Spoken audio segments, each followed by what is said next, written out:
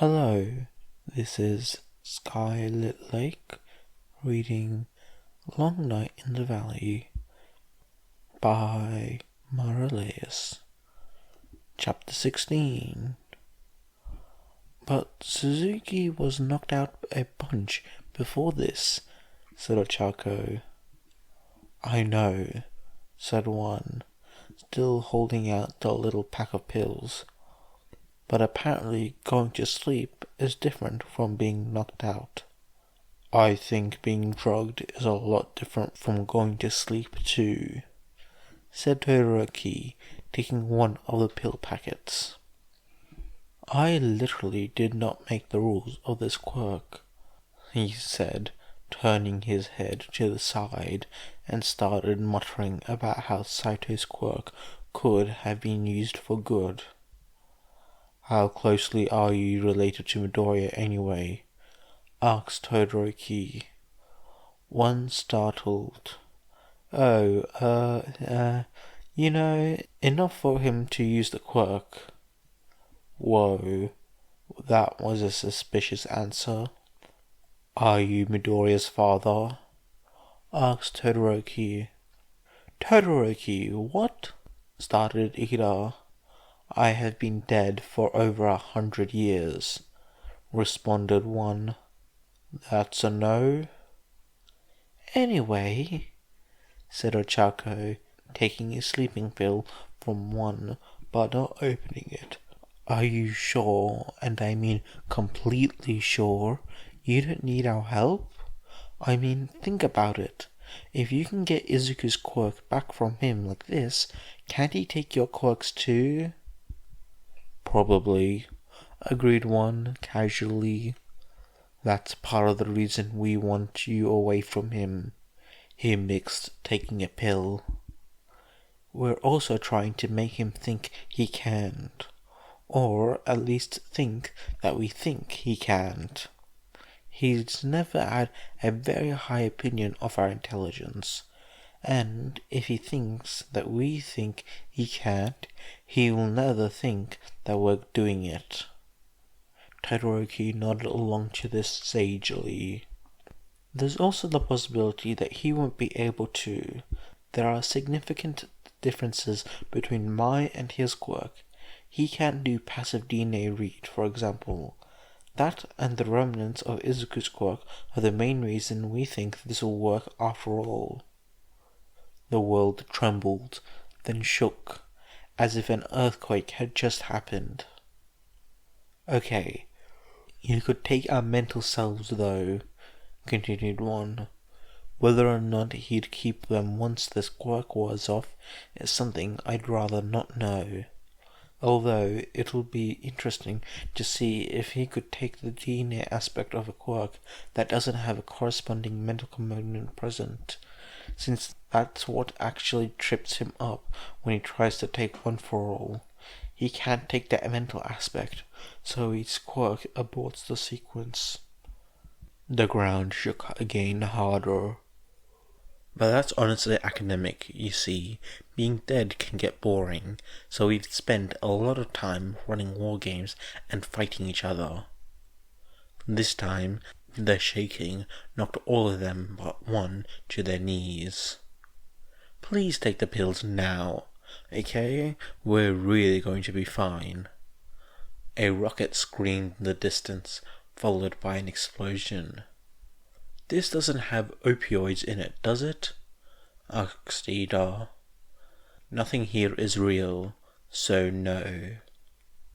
Ochako startled awake and immediately clutched her head. That was one heck of a headache. Driven by the need to see where she was, she peeled open her eyes. This was the infirmary at UA? How'd she get here? Oi, Granny, Cheeks is awake. That was Bakugo. There was something she wanted to do regarding Bakugo. What was it again? Don't shout. This is a place of quiet and healing. I want to know what frickin' happened to stupid Deku. Oh, she remembered now. As do we all. But you shouldn't count someone coming out of a mental quirk like that. It could be... No time like the present, decided Chaco. She snapped into a sitting position and punched Bakugo in the face. Ow, mother. Recovery Girl sighed. Ruaka, how are you feeling? I'm telling you, said Suzuki, propped up in the hospital bed. There's a whole cable of them, telepathically linked to each other and all for one. He swatted away the nurse's hand. Some of them are old heroes too. They must have gone over to him for a longevity quirk or something. They were joking with each other about how to kill me. That's why I had to bail out. I believe you, said the Commission President solemnly. We have come across some evidence of our own that puts yours into much more credible light than it would be otherwise. Could you identify the other members of the cabal?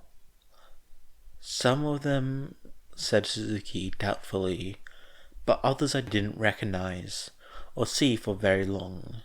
He shuddered. Some of them I would very much like to be mistaken about, sir. The ones you are sure of? Prompted the President. Skyrunner, said Suzuki, looking pale. We should investigate her associates as well, he added, as if the President was unfit for his job. There was another. I only know him from pictures, but I'm sure it was Fidelity. The President let neither his annoyance at Suzuki nor the familiarity of the two names distract him. And how did Aizawa Shoto interact with them? Suzuki sniffled. He sided with them.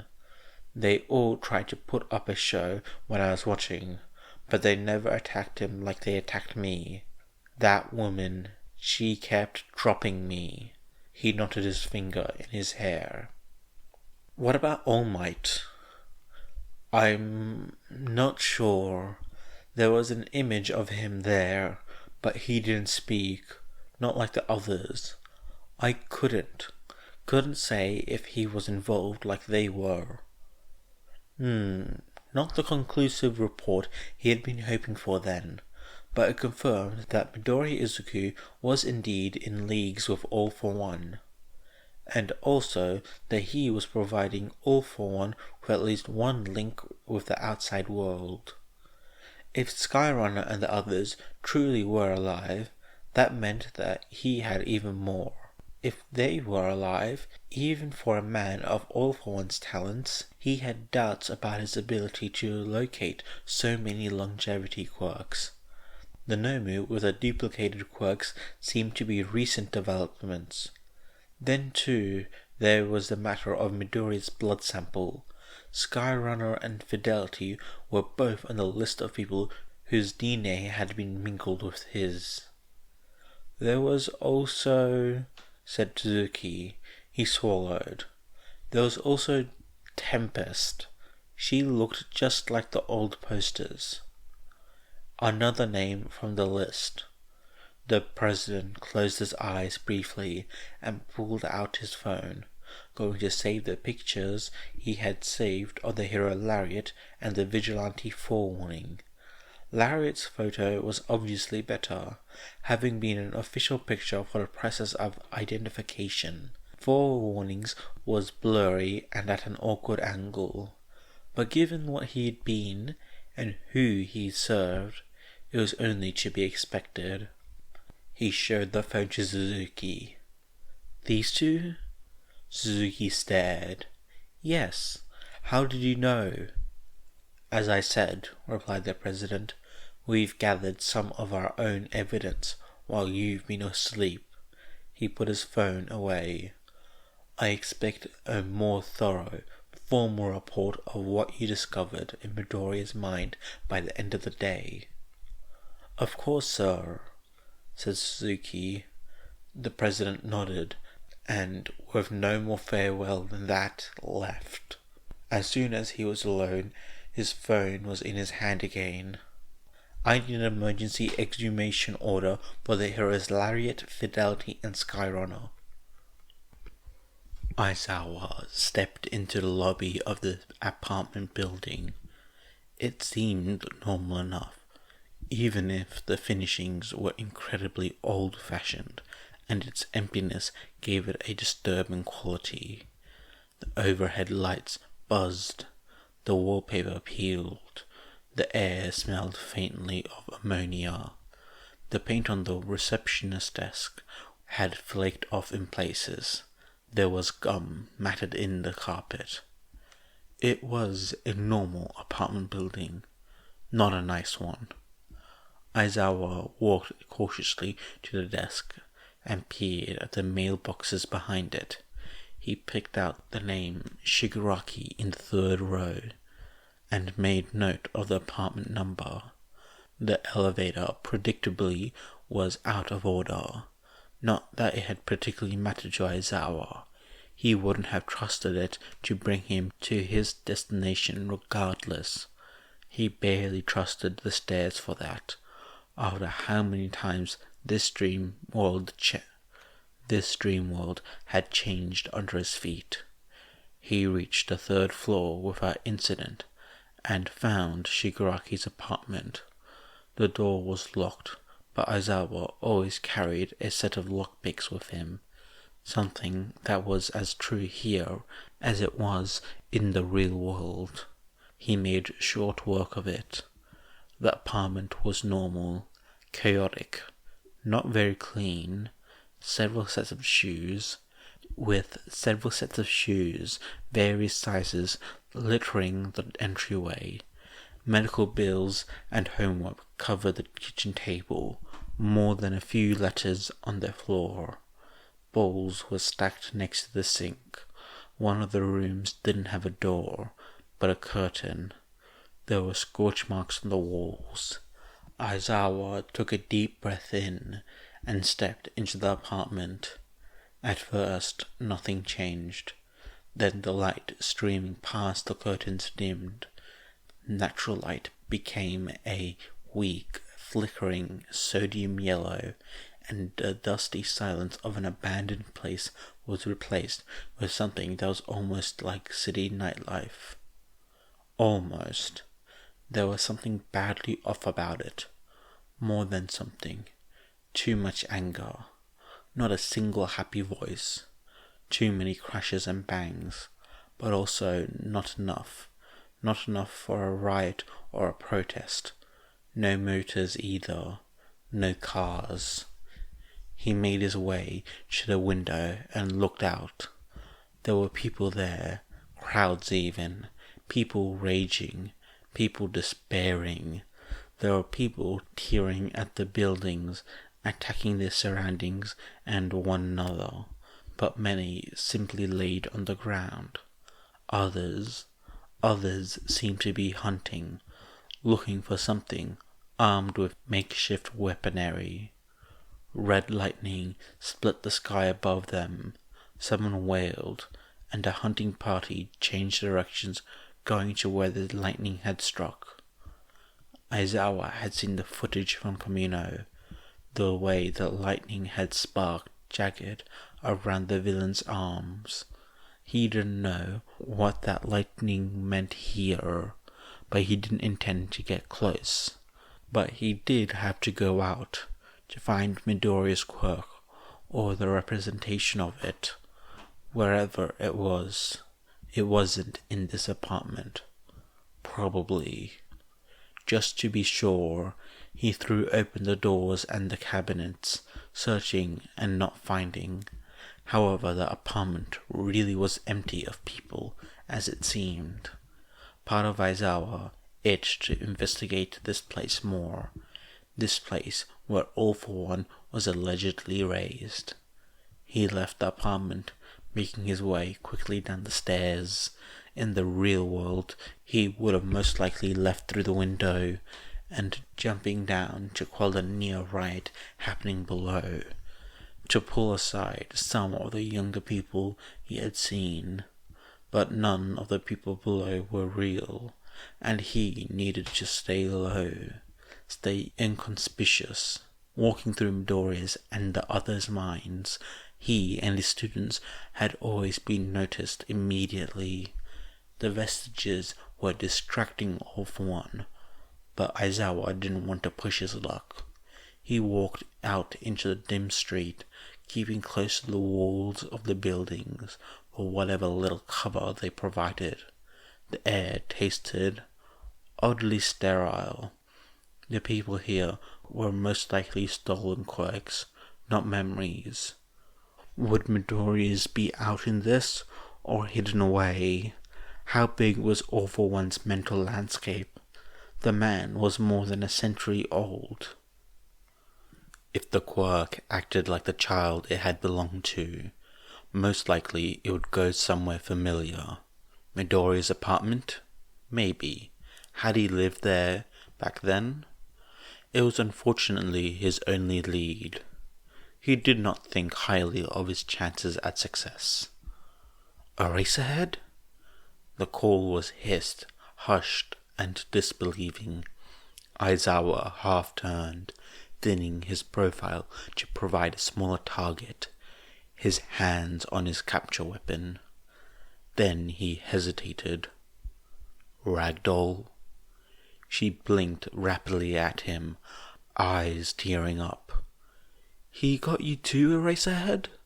Aizawa took in the brightly coloured hero costume, and ever so slightly off way she held herself.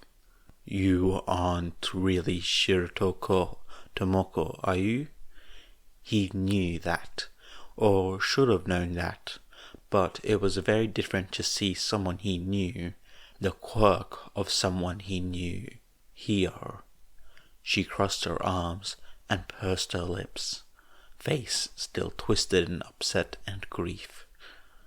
Just like you aren't really. Her eyes widened, and she pushed him into the nearby alley. He let her, barely resisting the urge to throw her off and double-guessing that decision. You are the real Eraserhead, she whispered urgently. The real Aizawa Shota? To trust or not to trust?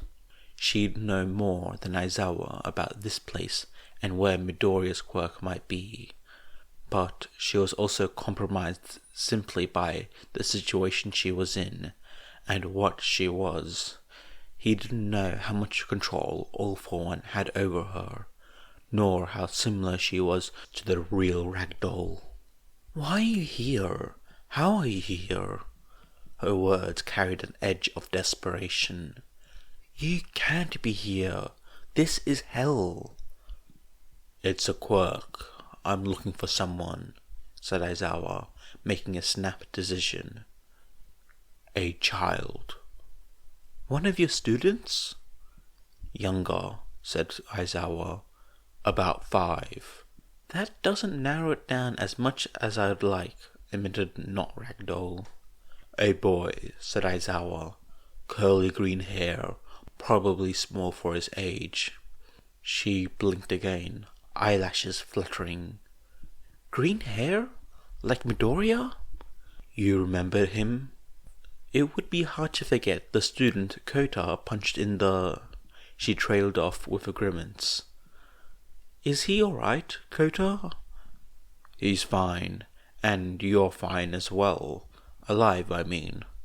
That's not really... She chewed her lower lip. Call me Serge.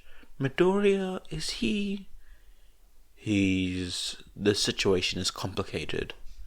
Ragdoll, no, Serge, nodded. I haven't seen anyone that looks like that, she said. But I'm not the only hero's quirk here. She stepped out of the alley. Let me show you. This felt like a trap. He didn't have any better leads. He followed. Kazuki had never been strong. As a child, he'd been sickly, and he'd grown into a sickly adult. Allergies and autoimmune disorders had plagued him growing up, as well as common viruses made near fatal by his adverse reaction to vaccines, and already compromised immune system. Then, as a teen, he'd been diagnosed with a cellular degeneration disorder that sprung up about the same time as meta abilities. A disorder that, if 9 was any indicator, had never been cured. Then, his brother had given him the stockpile, and that had, well, it had hurt at first.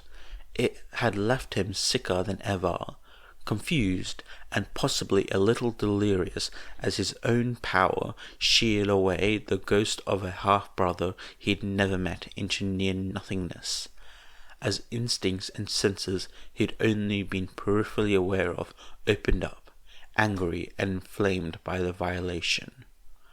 He wondered now if One for All might have manifested very differently if the stockpile hadn't been forced on him.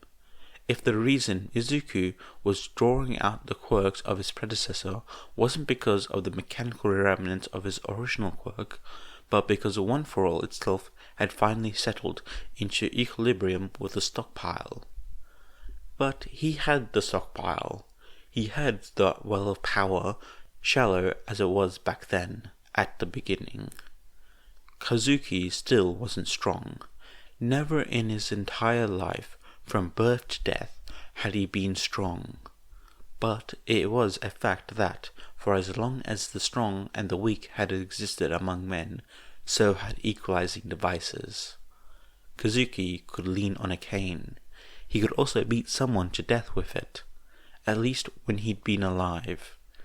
He'd done some staff work too, when he was alive. The weapon wasn't as inconspicuous in the modern world as it had been in the past, but it had reach and versatility. Also, many cleaning implements, garden tools, and lengths of pipes could be used as a staff in a pinch, but his favorite weapon was the sword. Kazuki had excelled above his brother in only 4 areas: morality, med school, finishing books, and kendo. Force multipliers, one friend in the underground had called Kazuki's weapon. Specialized levers. Someone, a Westerner, Kazuki thought, had once said that you could move the world with a long enough lever. Kazuki couldn't claim to have done that. He couldn't even move his brother. But weapons had made his use of One for All much more efficient, much more deadly in some cases. Unfortunately, his blade failed to cleave off his brother's insufferably smug face, steel skittering off his brother's quirk-enhanced hand. Kazuki dove past him, tumbled, making sure to keep the cutting edge of his sword pointed away from himself, and rolled smoothly to his feet, the phantom of a buzz of One for All under his skin making him much more coordinated than he previously was. Daiguro and Rukuya had already engaged his brother. Ryuji was circling, unnoticeable, waiting for an opening. Miranda had summoned a dense fog that crackled with lightning. Incidentally, not something she'd commonly been able to do in life. Most of her feats, the prevailing weather conditions, to be just right first. Nana was minding the environment, for the moment, making sure it suited them and hindered their opponent. Although she attempted a few several-story axe kicks when she saw the opportunity.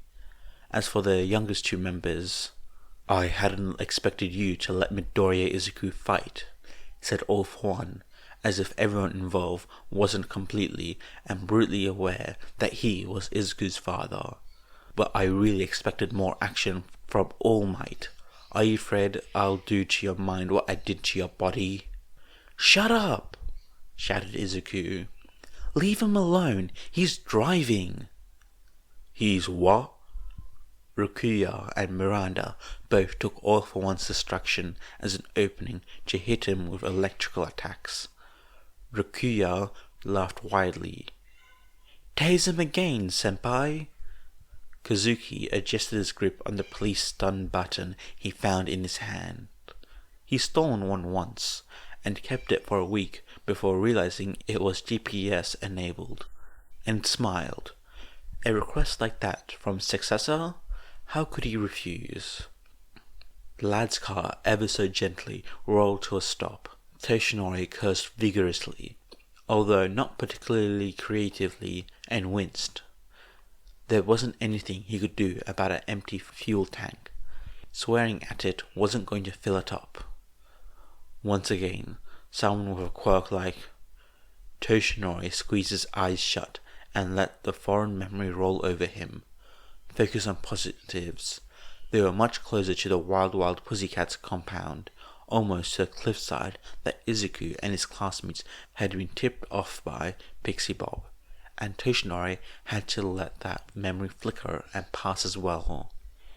He pulled first their supplies, then Izuku from the car, wanting to keep his student in the warmth provided by the barely functional heating system for as long as possible. On a whim, he took the emergency supplies Vlad had stored in his car as well. Perhaps taking things from his fellow teacher should have twinged his consciousness more than stealing from villains. Vlad would have more loss to worry about than a small first aid kit, emergency foil blankets, and road flares. Toshinori had originally intended to return the car, or at least leave it somewhere Vlad could find, but his plans changed. The car might not be next to the cliff Izuku and his classmates fallen from at the beginning of their summer camp experience, but it was next to a cliff. He made sure the wheel was turned in the right direction, got behind the car, and pushed. It took longer than he would like to get to the cliffside, but once he did, momentum and gravity took care of the rest. The result was loud enough to jostle Izuku from a state of not quite sleep and left a fair amount of car-related debris on the side of the cliff. But the car itself was obscured quite nicely by the pine trees below. He walked slowly back to Izuku, who had struggled into a sitting position and was now contemplating standing. "Don't," said Toshinori softly. "I'll carry you." "But," said Izuku, looking at him with worry. He swallows, licking split lips. "You're really not in better condition than I am." "You're keeping us hidden," said Toshinori. "I'm not." Izuku sagged, defeated. "Okay," he said softly. "I was on my way when I found you," said Search, leading Aizawa forward. "He knows everyone here. He is everywhere here. And a lot of quirks here belong to his followers, or to people who were his enemies, but were just as bad as he was. We have to move where we met."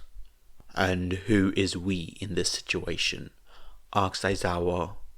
There was a lull in the conversation as they pressed themselves to a wall to let a large group go by. "Other heroes," said Search, quietly. "Once they were more or less alone again. We might not be them, but we refuse to let him change us, destroy more of what we are. Something more natural, for a better lack of the term, bled into her bearing." It was then that it struck Aizawa what had been bothering him about all the people here. None of them moved like they were alive. Not even the vestiges in Midoriya's mind felt so dead. Aizawa was standing in a world of ghosts. He forced himself to nod at her. This spectre wrung his colleague's face and memories. If what she said was true, then she was, indeed, pursuing a noble cause. She led him to what looked like an average middle school hotel, except that it was painted with bright red graffiti accusing the owner of being mutants. They entered through a side door and went down into a basement filled with washing and drying machines. The room was also full of people, quirks, all of whom became very tense upon seeing Aizawa. "Who is this?" asked one of them, a thin woman still wearing a blood-splattered costume. Aizawa vaguely recognized her face as that of a hero who'd been popular when he'd been a kid. "This is Eraserhead," said Search. "The real Eraserhead." "Are you sure?" "Pretty sure," said Search. Aizawa didn't know how she could be. She hadn't really asked him any questions that could confirm his identity, but he didn't belabor the point. "He's looking for someone," she continued. "Forget that. How did you even get in here?" demanded someone else. "A quirk." "Duh," said a boy in an old shikatsu uniform. "Of course it's a quirk. Can we have some more detail? We haven't got any news since she came in."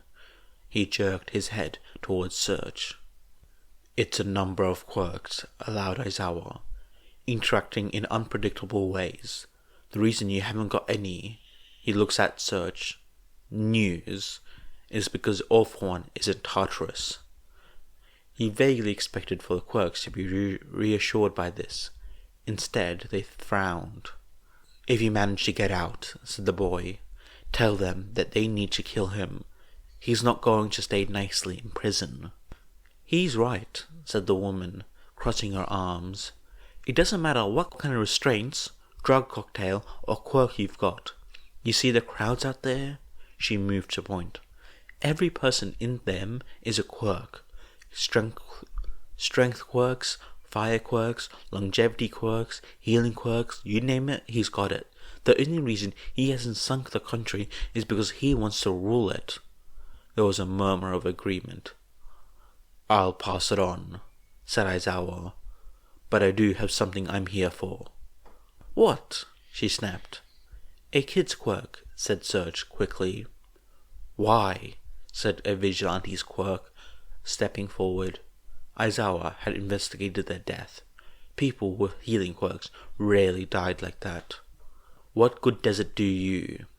"I know the kid in question," said Aizawa. "The rest is classified." He could make things classified if he wanted. "Can you describe him?" asked the vigilante, making gentle shapes with their hands. "A boy," said Aizawa. "Green eyes, green curly hair, probably small, probably has a thing for notebooks." The atmosphere in the room stilted from merely unnatural to deathly.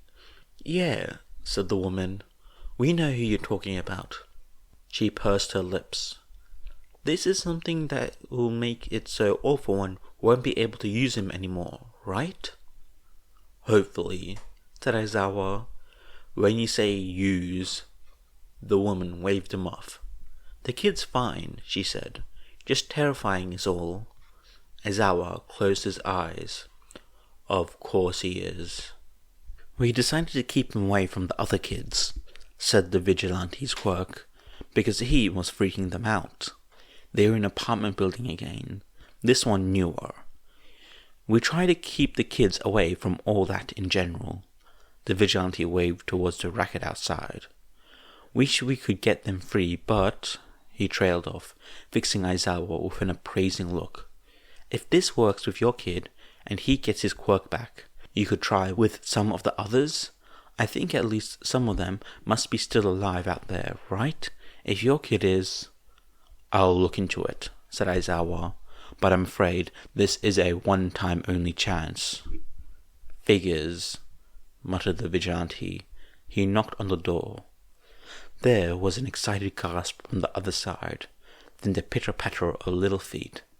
Then, more concerningly, several metallic clanks and clicks as bolts and locks from the other side of the door were released. The door swung back, and a painfully tiny version of Midoriya Izuku beamed up at them. Hey guys, I hope you enjoyed this video. This is a nice chapter, quite, not witty, I would say just very unique. I mean, all the chapters are unique in a sense, but either way, this is a good chapter and I quite liked it, especially the reflection of Kazuki or One. Just to note that the author Marileus only started writing Kazuki before Yoichi was revealed, so it's like, it's really hard for 1, 2nd, and 3rd who hadn't been revealed yet to have actual background, so it's non-canon from that point. But in the entire thing was non-canon to begin with for a long time. But either way, it's still a good chapter. It's nice. Anyway, I'll see you guys later. Bye!